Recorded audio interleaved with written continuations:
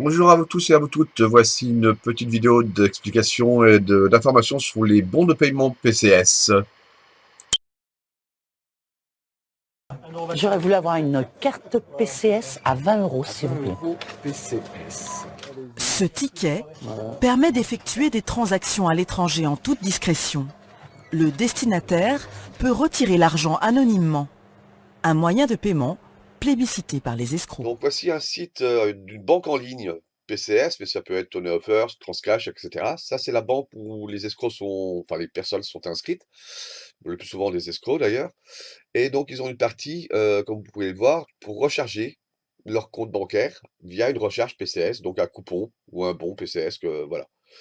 Donc là, en rentrant un code, par exemple pour 250 euros, leur compte est rechargé automatiquement de 250 euros.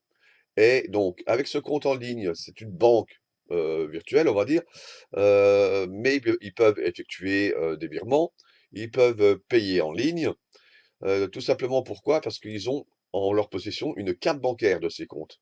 C'est lié avec des cartes bancaires, là, par exemple PCS, avec un numéro de carte bancaire, une date d'expiration, un code à 3 chiffres derrière.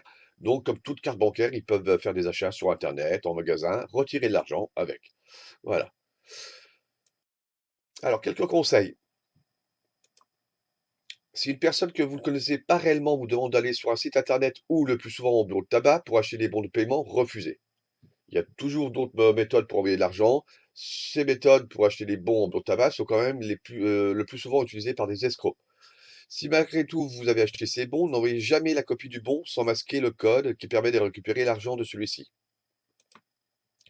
Si l'on vous conseille de ne pas dire le motif de votre achat pour de ces bons, méfiez-vous de l'argument. Si vous dites le motif de votre achat de bons, vous devrez payer une grosse taxe de 250 euros. C'est faux. Si jamais vous dites par exemple, oui, c'est pour un chiot, oui, c'est pour acheter une voiture, il n'y aura pas de taxe supplémentaire ou de bon spécial pour ça avec des frais supplémentaires. C'est totalement faux. C'est tout simplement pour éviter que le buraliste ne se méfie et si vous dites que c'est pour acheter un chiot ou une voiture, un remboursement, un employeur, etc., le buraliste risque de vous prévenir que c'était sans doute une arnaque. Donc, pour éviter cela, l'escroc trouve des astuces en vous disant de surtout pas dire pourquoi. Dire par exemple que c'est pour de la famille, une amie. Ensuite, n'envoyez jamais la copie du bon sans masquer le code, ça je vous l'ai déjà dit tout à l'heure, qui permet de récupérer l'argent de celui-ci. Ne transmettez ces codes à personne et si on vous demande de vérifier la validité de ceux-ci sur un site internet, alors ça c'est pour le cas où la personne, enfin l'escroc vous demande de cacher le code, vous inquiétez pas, on ne pourra pas récupérer, vous cachez le code. Sauf qu'après, il vous envoie un faux lien, PCS, Transcash ou autre, pour soi-disant vérifier la validation du bon. Donc ne cliquez pas sur ce lien, il n'y a pas besoin de vérifier la validité des bons, cela n'existe pas sur les sites réels. Dès l'achat, les bons sont validés. Voilà. Donc, méfiez-vous, évitez ce genre de bons de paiement, trouvez une autre méthode, remise en main propre, etc.